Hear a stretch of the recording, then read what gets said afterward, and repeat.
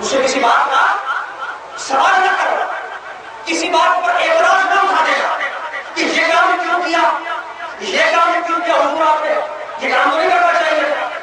تو وہ بھی پتا تھا موسیٰ بڑے جلالی نبی تھے، تو تھپڑ مار دیا تھا فرشتے کی راہ باہر کر دی، بڑا جلال کا ہوگا، اب کلیم اللہ ہے، اللہ سے براہ راست کلام کرتے، اللہ نبی تھے، العظم پیغمبر تھے، معمولی مرتبہ تو نہ تھا. تو کہیں نہ کہیں ہو سکتا ہے کوئی نہ کوئی بات آ جاتی کہ میں تو یہ ہوں آپ نہیں یہ کروں گی. کو پتا تھا علم باطن جو جانتے تھے اس وقت ان کے مرشد تھے، سکھا رہے تھے ان کو علم باطن، اور وہ اسی علم باطن روحانیت اسرار رموز کو سیکھنے کے لیے تو آئے تھے. جس کا قرآن ذکر کر رہا ہے تو کہا دیکھو مرشد پر اعتراض ہے، تو ان کو پتا نہیں کرے گا. ایسا ہوگا قرآن کا ذکر کر رہا ہے. جو کشتی میں سوار ہوتے ہیں بیچارے کشتی والے پیسے بھی نہیں دیتے، حضرت موسیٰ حضرت خضر علیہ السلام ان کی کشتی کو توڑ دیتے. اور موسیٰ کو پھر ان کو جلال آیا کہ کمالے انہوں نے تو ہم سے پیسے نہیں لیے اور آپ نے کشتی توڑ گئے. تو آپ نے فرمایا میرے کہا تھا نا لن تستطيع الحسن کہ تو صبر نہیں کرے کہ میرے ساتھ نہیں چل سکتا. ہاں ان کو پتا تھا یہ سوال اعتراف کرے گا، پوچھے گا اللہ تو پہلے سے ذکر کر دیا کہ دیکھو اعتراض نہ کرنا، میں کسی بات پر سوال نہ کرنا. اس نقطے اس آیت کے اندر علماء کرام اب اس بس نقطے کی طرف آ بس یہی قابل توجہ اب جو بات اس کرنے لگا کہ اس آیت کے تحت عارفین نے محدثین نے مفسرین نے بڑی خوبصورت بات ذکر کی کہ لوگوں در حقیقت خلاق عالم نے اس آیت کو ذکر کر کے قیامت تک آنے والے امتی حبیب علیہ السلام کے چاہنے والے امتی قیامت تک آنے والے جو مریدین جو محبین ہیں جو یہ چاہتے ہیں کہ ہمیں بھی اللہ کا فضل نصیب ہو جائے، جو یہ چاہتے ہیں کہ ہمارے دامن میں بھی علم لدنی کی چند کرنیں پڑ جائے، ہمارا دامن بھی اللہ کے اس خاص علم سے مالا مال ہو جائے. جو مرید یہ چاہتے ہیں، جو سالک یہ چاہتے ہیں، جو چاہتے ہیں کہ اس کا خاص فضل ہمیں بھی نصیب ہو جائے. تو قرآن نے اس واقعے کے ذریعے اشارہ کر دیا قیامت تک آنے والے ان مریدین ان محبین ان معتقدین ان چاہنے والوں کو اس آیت کے ذریعے پیغام دے دیا کہ فلا تسألنی عن ذکر فلا تسألنی عن شیء حتی عجزا.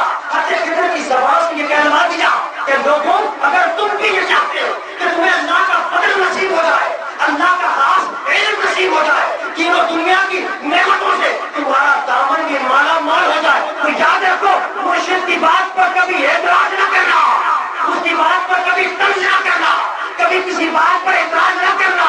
ارے بلکہ سراپا اطاعت بن جانا، سراپا اپنے سر کو سر تسلیم کام کر دینا. ارے جب تم سراپا اپنے مرشد کے آگے اطاعت بن جاؤ گے تمہارا دامن رحمت الہی سے قرب کر رہا ہے.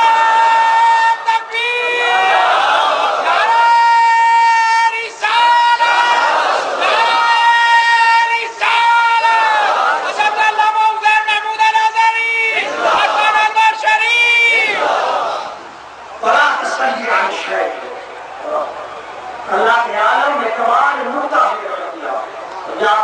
اس بات کا وہ بھی علم ہے کہ قرآن کی آیات اور قرآن قیامت تک آنے والوں کی ہدایت اور رہنمائی. یہ جو قرآن نے پرانے اور واقعات ذکر کی ہیں سابقہ امتوں کے انبیاء کے وہ ہماری اور تمہاری نصیحتوں کے، اس میں کیا کیا اسرار ہے، کیا کیا رموز ہے. سیکھو اور سمجھو کہ رب کائنات کیا کہنا چاہتا، کیا بیان کرنا چاہ رہا ہے، کون سے قوانین اور اصول ذکر کر رہا ہے. اب لوگ چاہتے تو ہے ہمیں بھی اللہ کا فضل مل جائے، ہمیں بھی اللہ کا کرم مل جائے، ہم پر بھی خاص رحمت نازل ہو جائے. تو جس کا ذکر قرآن کر رہا کہ آتینا ہو رحمت مل دے گا. ارے ہم نے خضر کو خاص رحمت دی ہے، یہ عام رحمت وہ خاص بندہ ہے. اگر کوئی چاہتا ہے کہ اس جیسا خاص بن جائے، اگر کسی کی تمنا ہے کہ وہ بھی ہمارا خاص فضل اپنے دامن میں سمیٹ لے تو اپنے مرشد کے آگے سراپا اطاعت و تسلیم و رضا بن جائے، اس کا دامن کے اندر رحمتیں رحمتیں رہتے. آداب طریقت سکھائے، آداب طریقت. تو وہ یہ سمجھتا ہے کہ اگر مرشد کے آگے اعتراض کر کر گفتگو کر بات چیت کر کے مباحثہ کر کے اللہ کا فضل اور اس کا کرم سمیٹ لے گا تو ناموں کے رابطے سے نبی علیہ السلام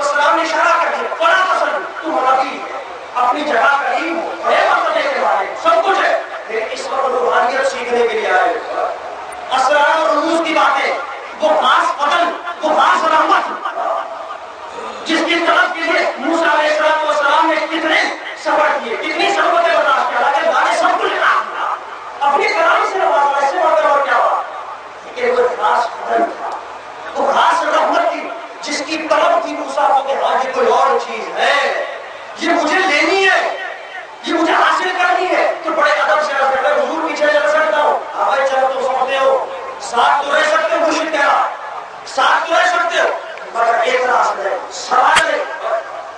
موسیٰ کا اپنا انداز تھا جیسے میں نے عرض کیا. اچھا خاصا سوال ہوئے کشتی کے اندر، ان بیچاروں نے پیسے بھی نہیں لیے، کون ذکر کر رہا. حضرت موسیٰ نے بیٹھنے کے بعد اس کے تختے وہاں حضرت خضر نے حضرت موسیٰ کو بھیجا. یہ کیا؟ ایک تو بیچارہ